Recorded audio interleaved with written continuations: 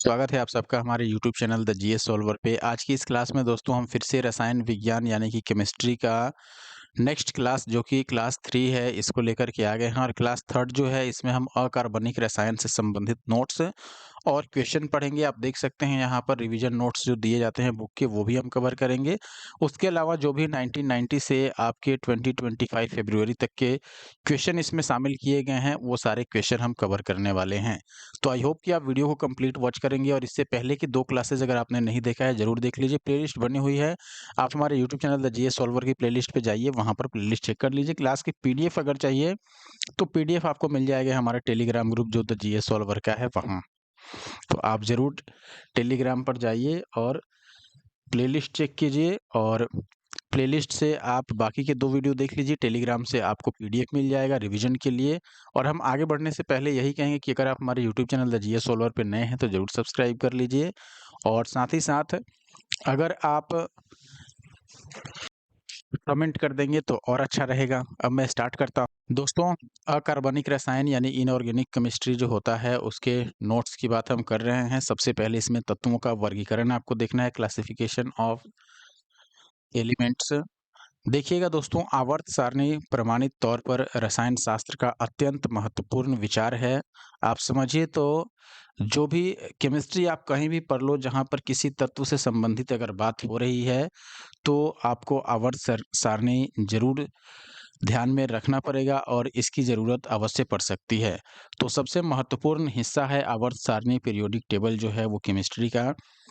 यह इस बात का एक अद्भुत उदाहरण है कि रासायनिक तत्व अव्यवस्थित समूह में बिखरी हुई इकाई नहीं होते, अपितु वे व्यवस्थित समूहों में समानता प्रदर्शित करते हैं और जो उनका व्यवस्थित समूह है वो आपको पीरियोडिक टेबल में ही देखने को मिलेगा। वहीं पर इन सभी को व्यवस्थित करके और टेबल जो बनाया गया है उसी को हम पीरियोडिक टेबल कहते हैं, यानी कि आवर्त सारणी। अब देखिएगा, तत्व सभी प्रकार के पदार्थों के मूल इकाई होते हैं। चाहे किसी भी प्रकार का तत्व हो, अगर उसके मूल इकाई की बात कीजिएगा तो वो तत्व ही कहलाएगा।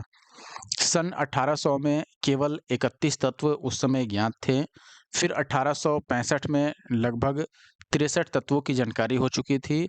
आजकल हमें, यानी कि आज के समय के अनुसार अगर आप देखिएगा तो 118 तत्वों के बारे में ज्ञात है अभी के समय तक। इनमें से हाल ही में खोजे गए तत्व जो हैं वो मानव निर्मित हैं। तत्वों का वर्गीकरण समूहों में और आवर्तिता नियम एवं आवर्त सारणी का विकास वैज्ञानिकों के द्वारा अनेक अवलोकनों तथा प्रयोगों का परिणाम है। आप देखिएगा, सबसे पहले अगर हम आवर्त सारणी की बात करें तो ये ज़रूर ध्यान रखिएगा और ऐसे प्रश्न भी कई बार देखने को मिले हैं। जैसे इतने में एक महत्वपूर्ण प्रश्न है आपके पास, 118 तत्वों के बारे में पता होना, यानी कि आज के समय के हिसाब से कुल तत्वों की संख्या अगर पूछ ली जाए तो लगभग 118 हमारा आंसर होना चाहिए। और अब देखिएगा, रूसी वैज्ञानिक थे एक दमित्री मेंडलीव और जर्मन एक और रसायनज्ञ थे लोथर मेयर। दोनों ने अपने सतत प्रयास किया जिसके फलस्वरूप आवर्त सारणी के विकास में सफलता प्राप्त हुई।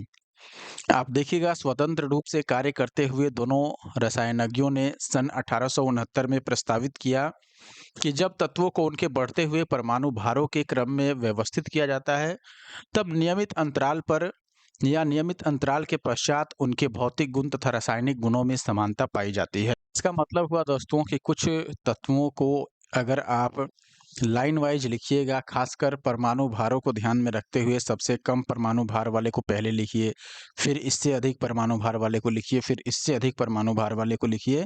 तो एक निश्चित अंतराल के बाद जो अगला तत्व आएगा, इसका जो भौतिक गुण होगा वो इसके भौतिक गुण के जैसा ही आपको देखने को मिलेगा, यानी समानता दोनों में पाई जाएगी। लोथर मेयर ने भौतिक गुणों जैसे परमाणुीय आयतन, गलनांक, क्वथनांक और परमाणु भार के मध्य वक्र भी आलेखित किया, जो एक निश्चित समुच्चय वाले तत्वों में समानता दर्शाता था। अब आप देखिएगा, सबसे महत्वपूर्ण लाइन है यहाँ पर, आधुनिक आवर्त सारणी के विकास में योगदान का श्रेय किसको दिया गया है? दमित्री मेंडलीव को। हालांकि आवर्ती संबंधों के अध्ययन का प्रारंभ डोबेराइनर ने किया था, किंतु मेंडलीव ने आवर्त नियम को पहली बार प्रकाशित किया और यह नियम इस प्रकार था, तत्वों के गुण धर्म उनके परमाणु भारों के आवर्ती फलन होते हैं और यही बाद में जब आगे गया तो परमाणु भार के जगह पर परमाणु क्रमांक पर आ गया, जिसको आधुनिक आवर्त सारणी का नियम कहा जाता है। तो आप देखिएगा जो पुराना है नियम, जो मेंडलीफ ने आवर्त नियम दिया था और नया वाला मोसले ने दिया है। तो मेंडलीफ का जो आवर्त नियम है, इसमें ये कहा गया है तत्वों के जो गुण धर्म होंगे वो उनके परमाणु भारों के आवर्ती फलन होते हैं, यानी कि परमाणु भार के क्रम में अगर सजाइएगा तो एक निश्चित आवर्त के बाद उनका परमाणु भार के अलावा बाकी जो गुण हैं वो सब एक समान मिलेगा, यानी कि समानता उसमें पाया जाएगा। ये किसने कहा था? मेंडलीव ने कहा था।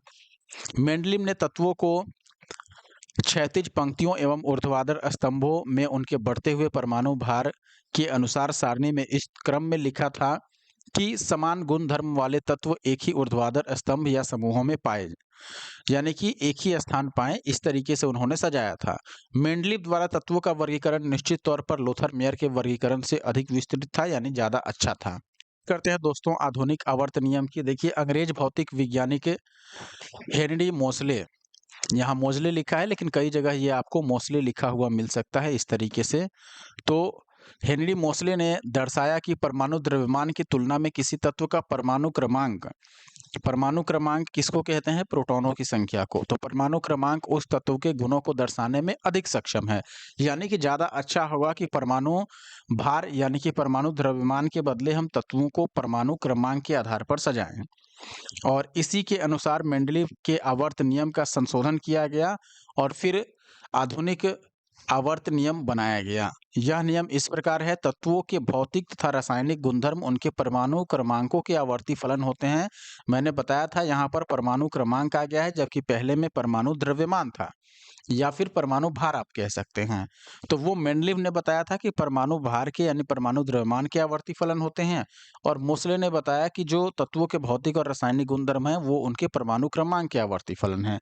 तो ये आधुनिक आवर्त सारणी का नियम कहलाया और इसीलिए आधुनिक आवर्त सारणी के जनक के रूप में मोसले को जाना जाता है। अब देखिएगा समय समय पर आवर्त सारणी के विभिन्न रूप प्रस्तुत किए गए, यानी समय समय पर उसमें संशोधन होते गया। कुछ रूप तत्वों की रासायनिक अभिक्रियाओं तथा संयोजकता पर बल देते हैं, जबकि कुछ अन्य इलेक्ट्रॉनिक विन्यास पर। इसका आधुनिक स्वरूप, जिसे आवर्त सारणी का दीर्घ स्वरूप कहते हैं, यह बहुत सरल और अत्यंत उपयोगी है। क्षैतिज पंक्तियों, जिन्हें मेंडलीव ने श्रेणी कहा था, उनको आवर्त कहा गया, यानी जो इस तरीके से लाइन आवर्त सारणी में आपको देखने को मिलते हैं इनको हम आवर्त कहते हैं। और ऊर्ध्वाधर स्तंभों को इसी में जो इस तरीके से लाइन देखने को मिलते हैं उनको हम वर्ग यानी कि ग्रुप कहते हैं। समान बाह्य इलेक्ट्रॉन विन्यास वाले तत्वों को ऊर्ध्वाधर स्तंभों में रखा गया है, यानी इन स्तंभों में उनको लिखा गया है जिनका बाह्य इलेक्ट्रॉनिक विन्यास एक जैसा है और जिन्हें वर्ग या परिवार कहा जाता है। फिर देखिए आईयूपीएसी के अनुमोदन के अनुसार वर्गों को पुरानी पद्धति जैसे आईए है या फिर ये सभी जो अलग-अलग नाम हैं, इनके स्थान पर उन्हें 1 से 18 तक के संख्याओं में अंकित किया गया है। आप देखिए 1 से लेकर के जैसे आपको वर्ग 1, 2, 3, 4 ऐसे करके 18 वर्ग देखने को मिलते हैं। ये कुल वर्गों की संख्या ही है, ये याद रखिएगा आप। हाँ, आप 100 के ऊपर यानी 100 के ऊपर जो परमाणु क्रमांक वाले तत्वों को लिखा गया है, उनका नाम देख सकते हैं यहाँ पर 1 से लेकर के और 118 तक है। तो इस तरफ आपको परमाणु क्रमांक देखने को मिलता है, इधर उनका नाम देखने को मिलता है जो कि सामान्य नाम है, इधर उनका प्रतीक है, इधर आईयूपीएसी अधिकृत आपका नाम है और इधर आईयूपीएसी में उनका जो प्रतीक है वो लिखा गया है। तो ये भी आप देख सकते हैं। इनसे बहुत कम क्वेश्चन, मुझे नहीं लगता है कि इनसे क्वेश्चन ज़्यादातर पूछे जाते हैं अधिकांश। दोस्तों हम यहाँ से क्वेश्चन शुरू कर रहे हैं। क्वेश्चन शुरू करने से पहले मैं फिर से बोलूँगा कि अगर आप हमारे यूट्यूब चैनल पे नए हैं और अगर आपने अभी तक हमारा YouTube channel the GS solver नहीं सब्सक्राइब किया है, तो आपसे रिक्वेस्ट है कि आप हमारे YouTube channel the GS solver को ज़रूर सब्सक्राइब कर लें। आप देखिए पहला प्रश्न है आपके पास, यूनेस्को ने वर्ष 2019 के उत्सव को रासायनिक तत्वों की आवर्त सारणी के अंतर्राष्ट्रीय वर्ष यानी कि international year of the periodic table of chemical elements के रूप में इसे के कितने साल पूरा होने का जश्न मनाया? दोस्तों सबसे पहले जो जारी किया गया था वर्ष सारणी वो 1869 में किया गया था। अगर आप 1869 से 2019 तक जोड़िएगा तो करीब-करीब 1.5 साल पूरे हो जाएँगे, तो ऑप्शन बी यहाँ पर सही उत्तर होगा। देखिएगा दोस्तों यहाँ पर यूनेस्को ने 1869 में प्रकाशित आवर्त सारणी के 150 वर्ष पूर्ण होने पर वर्ष 2019 को रासायनिक तत्वों की आवर्त सारणी के वर्ष के रूप में मनाने का निर्णय किया। जिस आवर्त सारणी को हम आज जानते हैं वह पहली बार रूसी वैज्ञानिक दमित्री इवानोविच मेंडलीव द्वारा डिजाइन किया गया था।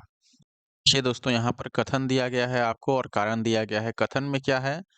रासायनिक तत्वों की आवर्त सारणी में इलेक्ट्रॉनीय बंधुता किसी एक वर्ग में सदैव ऊपर से नीचे की ओर बढ़ती है। और दूसरा क्या कह रहा है? किसी एक वर्ग में परमाणुीय त्रिज्या यानी कि एटॉमिक जो रेडियस होता है वो सामान्यतः ऊपर से नीचे की ओर बढ़ती है। ये सवाल रेलवे का बहुत फेवरेट रहा है, रेलवे में बहुत बार पूछा गया है, चाहे एनटीपीसी हो, ग्रुप डी हो, एएलपी हो। आप देखिएगा दोस्तों, आवर्त सारणी की अगर हम बात करें, आधुनिक आवर्त सारणी में जब भी आप किसी भी वर्ग में, वर्ग किसको बोलते हैं दोस्तों? वर्ग बोलते हैं जो इस तरीके से आवर्त सारणी में बना रहता है जिसमें तत्वों को ऊपर से नीचे की तरफ लिखा जाता है, और जो इस तरीके से रहता है क्षैतिज वाला, इसको हम क्या बोलते हैं? रो बोलते हैं, यानी कि पंक्ति या फिर आवर्त कह सकते हैं आप इसको। तो वर्ग में अगर आप ऊपर से नीचे जाइएगा, ऊपर से नीचे अगर आ रहे हैं वर्ग में, तो ऐसे में अगर इलेक्ट्रॉनीय बंधुता की बात करें तो इलेक्ट्रॉनीय बंधुता दोस्तों ऊपर से नीचे आने पर क्या होता है? घटता है, घटती है, ठीक है? जबकि यहाँ क्या लिखा है? बढ़ती है। तो ये तो गलत हो गया कथन। और कारण में अब देखिए क्या कह रहा है? किसी वर्ग में परमाणुीय त्रिज्या ऊपर से नीचे की ओर बढ़ती है, यानी ऊपर से नीचे आएँगे तो परमाणु त्रिज्या क्या है? परमाणु त्रिज्या यानी परमाणु का आकार आप ऐसे कह सकते हैं, यह बढ़ती है। तो ये बिल्कुल सही बात है। देखिए, आप आवर्त में ऐसे बढ़िए या वर्ग में ऐसे बढ़िए, आगे बढ़ने पर परमाणु का आकार बढ़ते जाता है। तो त्रिज्या बढ़ने का मतलब परमाणु का आकार और त्रिज्या दोनों ही बढ़ते हुए जाता है, तो कारण यहाँ पर सही है। कथन गलत है तो जहाँ भी कथन को सही बताया गया है, जैसे इसमें कथन को सही बताया गया है ए को, ये दोनों गलत हो गया, यहाँ भी सही बताया गया है, ये भी गलत हो गया। ऑप्शन डी सही होगा। ए गलत है लेकिन आर सही है। आप देखिएगा एक्सप्लेनेशन में, रासायनिक तत्वों की आवर्त सारणी के किसी वर्ग में नीचे की ओर अगर जाइएगा तो इलेक्ट्रॉन बंधुता घटती है, लेकिन परमाणु त्रिज्या क्या होता है? बढ़ता है नीचे जाने पर। तो ये याद रखना है। अगला सवाल आप देखिए, यूपीएससी प्री का है, पूछा गया है यहाँ पर, अलग-अलग कथन दिया गया है, आपको बताना है इनमें कौन सही है। किसी एक आवर्तक यानी पीरियड की अनुदिश आयनन विभव धीरे-धीरे कम होता है, यानी कि जब भी आगे बढ़िएगा तो आयनन विभव कम होते जाएगा। आवर्त में मान लो ये एक आवर्त है जैसे, तो इधर से इधर जब जाइएगा तो इसके कहने का मतलब है कि जो आयनन विभव होता है वो घटते जाएगा। दूसरा कह रहा है किसी वर्ग में जैसे-जैसे परमाणु भार बढ़ता है इलेक्ट्रॉन बंधुता कम होता है। ये तो सही है। अभी हमने देखा कि वर्ग में अगर ऊपर से नीचे आएँगे तो क्या होगा? हमने देखा था कि इलेक्ट्रॉन बंधुता क्या होगा? घटेगा, लेकिन परमाणु का त्रिज्या यानी रेडियस क्या होगा? बढ़ेगा। ने क्या बताया कि रेडियस बढ़ने का मतलब कि आकार बढ़ना है, और आकार बढ़ेगा तो उसका भार भी बढ़ेगा। तो जैसे-जैसे नीचे बढ़ेंगे दोस्तों तो परमाणु भार तो बढ़ता ही है, लेकिन इलेक्ट्रॉन बंधुता क्या होता है? घटता है नीचे बढ़ने पर वर्ग में। तो ये तो सही है यहाँ पर, ये गलत है लेकिन, क्योंकि आयनन विभव भी बढ़ते जाता है, कम नहीं होता है। किसी निर्दिष्ट आवर्तक यानी कि आवर्त में जैसे-जैसे परमाणु संख्या बढ़ती है, विद्युत ऋणात्मकता कम होती है। यहाँ पर दोस्तों तीसरा भी गलत है, परमाणु संख्या बढ़ने से विद्युत ऋणात्मकता कम नहीं होती है, कि ये भी क्या होती है? बढ़ते जाती है। परमाणु संख्या बढ़ने का मतलब आप आवर्त में ऐसे बढ़ो या वर्ग में नीचे की ओर बढ़ो, दोनों ही केस में परमाणु संख्या बढ़ता है, और इसके बढ़ने से विद्युत ऋणात्मकता भी बढ़ते जाता है। तो केवल दूसरा यहाँ पर सही हो रहा है, यानी ऑप्शन बी को हम चूज़ करेंगे। आप देखिए यहाँ पर एक्सप्लेनेशन में पहला कथन क्या है? किसी आवर्त के अनुदिश आयनन विभव धीरे-धीरे बढ़ता है, आवर्त में आगे बढ़िएगा तो आयनन विभव बढ़ेगा। किसी वर्ग में परमाणु भार की वृद्धि के साथ इलेक्ट्रॉन बंधुता क्या होगा? कम होते जाता है। और आवर्त में परमाणु संख्या की वृद्धि के साथ-साथ विद्युत ऋणात्मकता भी क्या होता है, बढ़ते जाता है। तो यहाँ पर आपको मैंने बता ही दिया एक्सप्लेनेशन। अगला सवाल आप देखिए, तीसरे और चौथे समूह के ऑक्साइड का सामान्य गुणधर्म क्या है? यानी तीसरा और चौथा जो समूह यहाँ वर्ग को कहा जा रहा है, जिसको हम इंग्लिश में ग्रुप बोलते हैं। जैसे ये पहला वर्ग, ये दूसरा वर्ग, ये तीसरा। तो पूरे आवर्त सारणी में ऐसे करके 18 वर्ग बनाए गए हैं। इसमें कह रहा है कि तीसरा और चौथा जो वर्ग है, उसके जो ऑक्साइड हैं उनका गुणधर्म क्या है, वो बेसिक और एसिडिक हैं या बेसिक हैं या एसिडिक हैं या उदासीन हैं। तो देखिए वो बेसिक और एसिडिक हैं, बेसिक और एसिडिक हैं। तो यहाँ पर ऑप्शन ए जो है वो सही है, यानी कि क्षारीय और अम्लीय हैं। ऑप्शन ए सही है। आप देखिए, आवर्त सारणी के तीसरे और चौथे समूह के ऑक्साइड का सामान्य गुणधर्म कैसा है, बेसिक और एसिडिक होता है। ये ऑक्साइड उभयधर्मी है। अगला सवाल आप देखिए, क्वेश्चन नंबर 5। यहाँ पर संयोजकता से मिलान करना है। जैसे सिलिकॉन है, फ्लोरीन है, एल्युमिनियम है और सल्फर है। इनकी संयोजकता सामने दी गई है, आपको बताना है कि कौन किसमें मिलाया जाए। संयोजकता निकालना दोस्तों बहुत आसान है। इसके लिए आपको परमाणु संख्या याद होनी चाहिए। जैसे अगर मैं सिलिकॉन की बात करूं, सिलिकॉन की परमाणु संख्या कितना होता है, 14। अब ये अगर याद है तो आप बस इसका विन्यास लिख दो कि किस ऑर्बिट में कितने इलेक्ट्रॉन रहेंगे। अब देखिए, जैसे आपको पता होगा कि सबसे पहली जो कक्षा होती है उसमें 2 इलेक्ट्रॉन रहते हैं। उसके बाद हमें हर एक कक्षा में अधिकतम 8 इलेक्ट्रॉन पूरा करना रहता है। तो 14 में से अगर 2 हमने पहली कक्षा में लिख दिया तो बचा हमारे पास 12 इलेक्ट्रॉन। तो 8 हम दूसरी कक्षा में लिख देंगे तो और कितना बचेगा, 12 में से 8 को माइनस कर दो तो और 4 इलेक्ट्रॉन बचा आखिरी कक्षा में। आखिरी कक्षा में जितने इलेक्ट्रॉन बचते हैं दोस्तों, या ऑक्टेट पूरा करने के लिए यानी कि 8 पूरा करने के लिए जितने इलेक्ट्रॉनों की आवश्यकता होती है, वही हमारे लिए क्या होता है, संयोजकता होता है। जैसे 4 है अगर, तो संयोजकता आपका इसका 4 ही हो जाएगा। अगर ये 4 से अधिक रहता, जैसे इसके जगह पर 6 बच जाता, तब हम कहते कि 4 से ज़्यादा है, तो इसको देख लो कि 8 पूरा करने के लिए और कितना चाहिए, इसमें और 2 की कमी है, तो संयोजकता 2 हो जाता। अगर यहाँ पर 7 बचता यानी 8 पुराने के लिए 1 की कमी है, तो संयोजकता 1 हो जाता। लेकिन अगर ये 4 से कम आता, जैसे 3 आता, तो अब ये 3 है तो किसी और से ये 5 लेगा नहीं, ये 3 को ही किसी को दे देगा। तो 3 दे देगा यानी कि आखिरी में 3 ये इसके पास देने के लिए है, तो ये संयोजकता हो जाएगा। अगर 2 बचा तो 2 को ये दे देगा और खाली कर लेगा अपना, तो 2 संयोजकता हो जाता है। अगर 1 बचता तो 1 हो जाएगा संयोजकता। यानी 4 से ऊपर है तो उसको 8 में से आपको माइनस कर लेना है, उसको और उतना लेने की आवश्यकता है। लेकिन 4 से छोटा है तो वही संयोजकता हो जाता है। जैसे फ्लोरीन की बात करें, फ्लोरीन का जो परमाणु संख्या है ये 9 है, तो आप लिखोगे कि पहली कक्षा में 2, फिर दूसरी कक्षा के लिए कितना बचा, आप बोलोगे कि 7। अब 7 है तो इसको 8 बनाने के लिए हमें 1 और लाना होगा, तो इसकी संयोजकता कितनी होगी, 1। तो फ्लोरीन वाले को आप 1 में मिला दो। ऐसे ही एल्युमिनियम, एल्युमिनियम की परमाणु संख्या कितनी होती है, 13। तो आप लिखोगे पहले में 2, अब 13 में से 2 को माइनस कर दो तो 11 बच गया, फिर अगले में 8 तो कितना बच गया, 3। तो ये 3 दे देगा क्योंकि ये 5 ले नहीं सकता है, इसीलिए 3 को हटा देगा देकर, तो इसकी संयोजकता 3 हो गई। तो एल्युमिनियम को इसमें थर्ड में ही मिला दो, सल्फर बचता है इसको 2 में मिला लो। तो आपका हुआ किसको, हमने ए को मिला दिया 4 में, बी को मिला दिया फर्स्ट में, सी को मिला दिया थर्ड में और डी को मिला दिया हमने सेकंड में। तो 4 1 3 2 इसका सही आंसर हो गया। 4 1 3 2 ये ऑप्शन बी में है, तो ऑप्शन बी सही हुआ। आई होप कि आप समझ पाए होंगे। यहाँ पर दिया हुआ है, प्रतीक चिन्ह दिया हुआ है सबका, फिर परमाणु संख्या दिया गया है और फिर इलेक्ट्रॉनों की संख्या। जनरली जितने परमाणु संख्या होती है उतने ही इलेक्ट्रॉनों की संख्या होती है सामान्य तौर पर परमाणुओं में, और इसके आधार पर इनकी वैलेंसी दी गई है यहाँ पर। आगे बढ़ें। अगला सवाल आप देखिएगा, 17वीं बीपीएससी री एग्जाम यानी 2025 के जनवरी में ये पूछा गया है। निम्न में से कौन सा इलेक्ट्रोफाइल नहीं है? ऑप्शन है सोडियम आयन, फिर यहाँ BF3 का माइनस है और यहाँ पर H+ है यानी हाइड्रोजन का आयन, या उपयुक्त में सभी। सबसे पहले तो आप समझिए कि इलेक्ट्रोफाइल क्या होता है दोस्तों। इलेक्ट्रोफाइल हम लोग बोलते हैं विद्युत इलेक्ट्रॉन स्नेही, यानी इलेक्ट्रोफाइल का मतलब जिसको और इलेक्ट्रॉन की आवश्यकता हो, और इलेक्ट्रॉन की आवश्यकता हो। और इलेक्ट्रॉन की आवश्यकता क्यों हो गई? क्योंकि आपने ऑक्टेट रूल ज़रूर पढ़ा होगा। सभी जो परमाणु होते हैं वो अपनी बाहरी कक्षा में 8 इलेक्ट्रॉन पूरा करने की कोशिश करते हैं। जिसके पास 8 इलेक्ट्रॉन हो गया वो और किसी से अब रिएक्ट नहीं करता, और उसको इलेक्ट्रोफाइल आप नहीं बोलेंगे कि वो इलेक्ट्रोफाइल नहीं है, क्योंकि और उसको इलेक्ट्रॉन की अब आवश्यकता नहीं है, उसका जो अष्टक है वो पूर्ण हो चुका है। जैसे अगर मैं सोडियम की बात करूँ, यहाँ पर सोडियम एक बार ऊपर प्लस लिखा गया है, इसका मतलब ये सोडियम जो है वो एक इलेक्ट्रॉन किसी को दे चुका है। एक बार प्लस का मतलब इसने दिया है और माइनस का मतलब लिया है। लेने का मतलब ऋणात्मक होता है कि लेकर के ऋणात्मक हो गया, लेकिन अगर किसी को दिया है तो धनात्मक में रहेगा। तो आप देखिएगा सोडियम का जो जनरली परमाणु संख्या होता है वो कितना होता है, 11। लेकिन इसमें सोडियम का आयन है +1 लगा हुआ है, यानी कि इसमें से एक ये इलेक्ट्रॉन दे चुका है। तो Na+ के लिए जो परमाणु संख्या होगा या इसमें जो इलेक्ट्रॉनों की संख्या होगी वो 11 के बदले कितना हो जाएगा, 1 कम, यानी कि 10।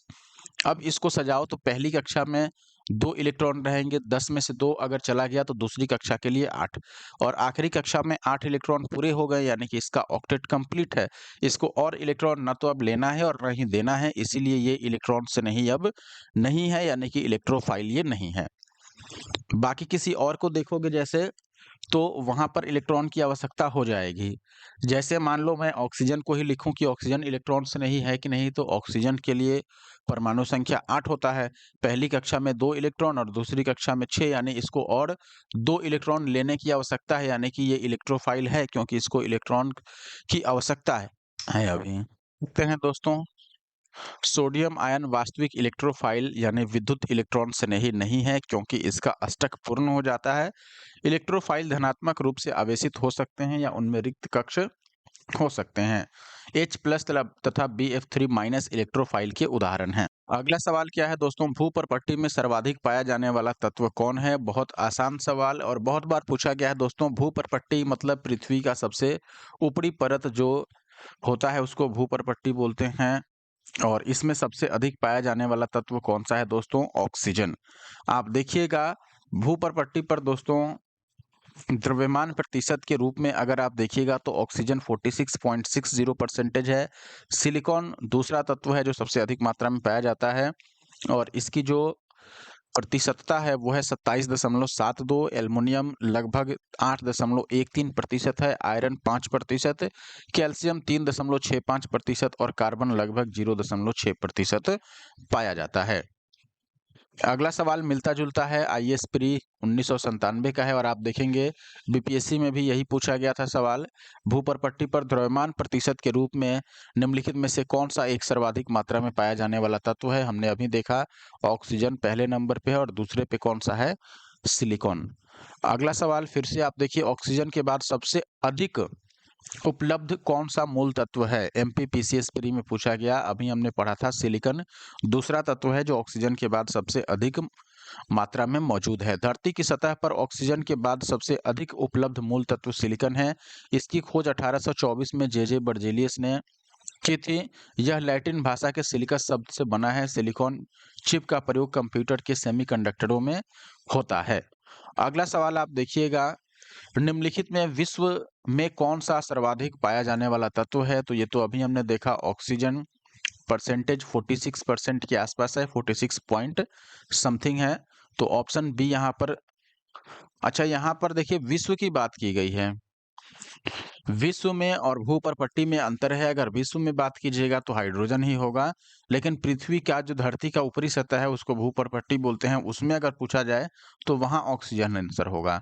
तो यहाँ पर ऑक्सीजन गलत हो रहा है, हाइड्रोजन सही आंसर है। देखिएगा दोस्तों, महाविस्फोट के बाद यानी बिग बैंग के बाद जब ब्रह्मांड का निर्माण हुआ तो इसमें 3/4 से अधिक हाइड्रोजन ही था, 1/4 से कम हीलियम था और अद्यतन स्थिति तक कुछ प्रतिशत हाइड्रोजन का ही ज्वलन हो सकता है, सका है, मतलब कुछ ही हाइड्रोजन है जिसका इस्तेमाल हो चुका है और अधिकांश हाइड्रोजन आज भी बचा हुआ है, विद्यमान है ब्रह्मांड में। और इस प्रकार ब्रह्मांड में सर्वाधिक पाया जाने वाला जो तत्व है वो हाइड्रोजन है, जबकि भूपर्पट्टी पर सर्वाधिक पाया जाने वाला तत्व कौन सा है? ऑक्सीजन है। तो यहाँ केवल पृथ्वी की बात की जा रही है भूपर्पट्टी पर का मतलब, लेकिन यहाँ पूरे ब्रह्मांड की बात की जा रही है, केवल पृथ्वी नहीं, ऐसे अनेकों ग्रह, उपग्रह और जो आपके तारे हैं सबको मिला करके बात की जा रही है। तो ओवरऑल हाइड्रोजन सबसे अधिक मात्रा में पाया जाने वाला तत्व है। अगला सवाल देखिए दोस्तों, लगभग कितने प्रकार के रासायनिक तत्व पृथ्वी पर पाए जाते हैं? ऑप्शन है 300, 200, 250 या फिर 100। दोस्तों ये जो क्वेश्चन है ये आरएएस का है और ये वर्ष 2003 में पूछा गया था आरएएस प्री एग्जाम में। आज के समय पर हमने देखा है कि अभी तक दोस्तों 118 तत्वों की खोज की जा चुकी है और अभी जो वर्तमान में ज्ञात तत्वों की संख्या है वो 118 है। हमने नोट्स में भी पढ़ा था। तो आप लगा लो कि अगर 2025 तक 118 तत्व ज्ञात हैं, तो इससे पहले यानी 2003 के समय पर कितने तत्व पता होंगे? निश्चित तौर पर 118 से कम ही होंगे, इससे अधिक तो नहीं हो सकते हैं। तो 118 से कम इसमें एक ही ऑप्शन है, वो है ऑप्शन डी। तो उस समय के हिसाब से 100 सही उत्तर है। आज अगर आपसे पूछा जाए तो आपको 118 लगाना है। दोस्तों, अगर आपको वीडियो पसंद आ रहा है, आप समझ पा रहे हैं और आपने अभी तक हमारे यूट्यूब चैनल को यूं ही छोड़ दिया है और सब्सक्राइब नहीं किया है, तो आपसे रिक्वेस्ट है, हमारे YouTube channel the GS solver को जरूर सब्सक्राइब कर लें। ऐसे और वीडियो देखने के लिए हमारा हमेशा प्रयास रहता है कि जो भी आपके लिए उचित हो वैसा वीडियो लाया जाए। जैसे कि आप लोग कमेंट करते रहते हैं, जो कमेंट करते हैं जिस सब्जेक्ट के लिए, मैं कोशिश करता हूँ कि वैसा क्लास लेकर के आऊं और बहुत जल्द हम इकोनॉमिक्स के नेक्स्ट क्लास भी लेकर के आने वाले हैं, क्योंकि इकोनॉमिक्स के लिए आपके काफ़ी सारे कमेंट्स आते रहते हैं। जिन्होंने भी दोस्तों वीडियो को लाइक नहीं किया है, प्लीज़ लाइक कर दें और कमेंट सभी लोग ज़रूर करें। आपके कमेंट्स, मैं सारे कमेंट्स पढ़ता हूँ, इसलिए आप लोग कमेंट्स ज़रूर किया कीजिए। वैसे भी जो भी रेगुलर कमेंट्स करते हैं, लगभग सभी के नाम मुझे याद हैं। आप सभी कमेंट ज़रूर किया कीजिए। यहाँ पर आप देख सकते हैं दोस्तों, ये आरएस 2003 का सवाल है, आंसर डी है। रासायनिक तत्व ऐसे उन शुद्ध पदार्थों को कहते हैं जो एक ही तरह के परमाणुओं से बने होते हैं अथवा जो ऐसे परमाणुओं से बने होते हैं जिनके नाभिक में समान संख्या में प्रोटॉन होते हैं।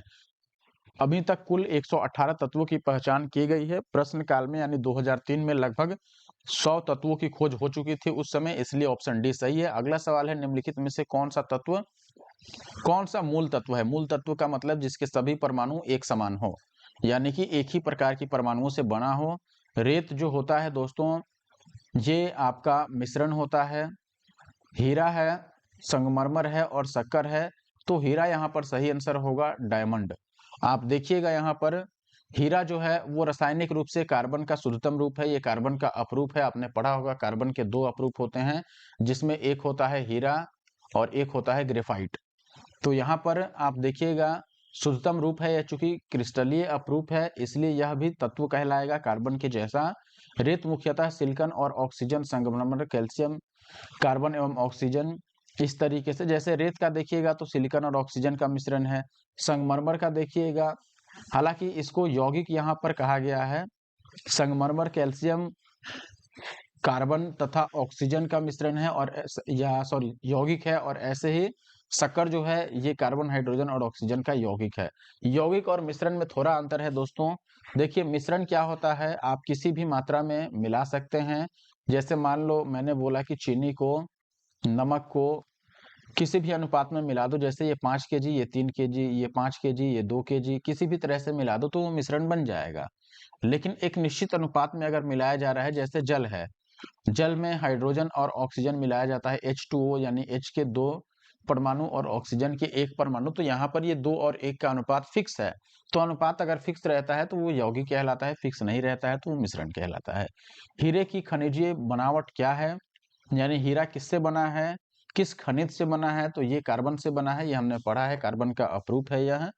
अगला सवाल, कौन सा एक तत्व नहीं है? देखिए धातु सारे तत्व होते हैं, अधातु भी तत्व होते हैं। गैस जो है, ये गैस में सारे ही गैस तत्व नहीं होते हैं। कुछ अधिकतर अगर आप गैस देखिएगा तो वो यौगिक होता है, लेकिन कुछ ही गैस ऐसे हैं जो तत्व हैं।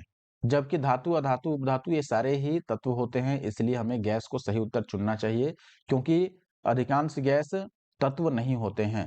कुछ ही गैस तत्वों की श्रेणी में रखे गए हैं। आप देखिए सबसे पहले तो आवर्त सारणी के तत्वों को 3 प्रमुख भागों में बांटा गया है, जिसमें धातु है यानी मेटल्स, फिर अधातु नॉन मेटल्स और उपधातु है। अब देखिए इन तीनों में विभाजित तो किया गया है। अब कुछ गैसें हैं जैसे हाइड्रोजन, हीलियम, नाइट्रोजन हो गया, oxygen, fluorine, neon, chlorine, argon, krypton, xenon और रेडॉन, ये सभी अधातुओं की श्रेणी में इनको रखा गया है। लेकिन अधिकांश जो गैसें हैं वो यौगिक होती हैं, तत्व नहीं होती हैं, इसीलिए हमने गैसों को चुना है यहाँ पर। अगला सवाल है, निम्नलिखित में से कौन सा तत्व सबसे पहले कृत्रिम रूप से उत्पादित किया गया था, यानी कृत्रिम रूप से उत्पादित सबसे पहला तत्व इनमें से कौन सा? कृत्रिम रूप का मतलब ये प्राकृतिक रूप से मौजूद नहीं है, इसको कृत्रिम रूप से इसका निर्माण किया गया था, आप कह सकते हैं प्रयोगशाला में। वैज्ञानिकों के द्वारा। तो आपके पास ऑप्शन है प्लूटोनियम, नेपट्यूनियम, फिर है यहाँ पर, अच्छा यहाँ ए है ऑप्शन, यहाँ बी है, ये सी है आपके पास फ्रेंसियम और डी है टेक्नीशियम। देखिए इसमें अगर मैं टेक्नीशियम की बात करूं तो ये सबसे पहले बनाया जाने वाला कृत्रिम तत्व है जिसको वर्ष 1937 में बनाया गया था और इसका जो परमाणु क्रमांक है वो है 43। तो ये पहला तत्व है जो कृत्रिम रूप से निर्मित किया गया था, ऑप्शन डी। और आप देखिएगा यहाँ पर ऑप्शन डी सही उत्तर है और ये झारखंड पीसीएस 2013 में पूछा गया है। टेक्नीशियम एक रासायनिक तत्व है जिसका परमाणु क्रमांक 43 है। टेक्नीशियम कृत्रिम रूप से उत्पादित प्रथम तत्व है। वर्ष 1937 में इस तत्व का सबसे पहले निर्माण किया गया था। टेक्नीशियम की अगर आप बात करो कि इसका शॉर्ट फॉर्म क्या है, तो इसका जो शॉर्ट फॉर्म है इसको टीसी से डिनोट किया जाता है, टीसी यानी कि टेक्नीशियम। अब देखिए कई बार लोग कहते हैं कि केवल अगर बीपीएससी का एग्जाम देना है तो बस बीपीएससी के पीवाईक्यू करो, लेकिन आपको मैं अभी दिखा रहा हूं कि केवल बीपीएससी के पीवाईक्यू करने से नहीं होगा, क्योंकि ये जो प्रश्न है ये आप देख रहे हैं यहाँ पर झारखंड पीसीएस का है। अब मैं अगले क्वेश्चन पर आता हूं जो कि इस वीडियो का आखिरी क्वेश्चन है। आप देखिए यहाँ पर ये 17वीं बीपीएससी में 2024 में दिसंबर में पूछा गया था, 13 दिसंबर को पेपर हुआ था। अब यहाँ पर क्या पूछा गया है, निम्नलिखित में से प्रथम कृत्रिमीय तैयार किया गया तत्व कौन है, यानी कृत्रिम रूप से तैयार पहला तत्व। अभी हमने पढ़ा था टेक्नीशियम जो है ये वह रासायनिक तत्व है जिसका परमाणु क्रमांक 43 है और यह कृत्रिम रूप से तैयार होने वाला पहला तत्व है जिसे 1937 में बनाया गया था। अब देखिए सेम क्वेश्चन है, आंसर क्या हो जाएगा, टेक्नीशियम यानी कि टीसी। और ये पूछा गया है देखिए 2013 में झारखंड पीसीएस में। तो झारखंड पीसीएस का क्वेश्चन यहाँ पर लिया गया है, ये बीपीएससी में नहीं पूछा गया है।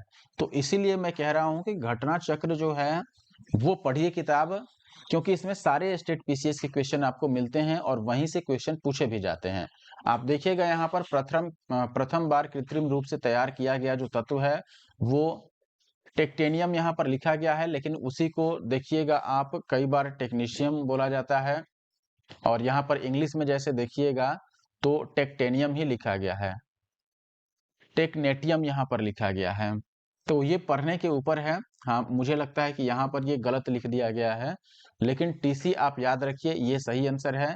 इसका परमाणु क्रमांक आप देख रहे हैं कितना है, 43 है। परमाणु भार इसके हिसाब से आप फाइंड आउट भी कर सकते हैं, 96.9 है और इसे 1937 में कार्लो पेरियर और एमिलियो सिग्रे द्वारा आइसोलेट किया गया था। आपको इसमें कंफ्यूज होने की बिल्कुल जरूरत नहीं है। टेक्नीशियम यहाँ पर टेक्टेनियम लिख दिया गया है लेकिन सही टेक्नीशियम ही होगा। आप गूगल पर भी इसको चेक कर सकते हैं, टेक TECH टेक, और ये निशियम है। तो इसमें कहीं भी आपको कंफ्यूज नहीं होना है, ठीक है। टेक्नीशियम इसका एटॉमिक नंबर है 43, 1937 में पहली बार इसको बनाया गया था। तो इस वीडियो में इतने ही क्वेश्चन है, इसके बाद हमें धातु, खनिज, अयस्क और उनके गुणधर्म के बारे में पढ़ना है जो कि हम नेक्स्ट क्लास में करेंगे। आई होप कि ये वीडियो आपने कंप्लीट देखा होगा और आप कमेंट और लाइक करके जा रहे हैं।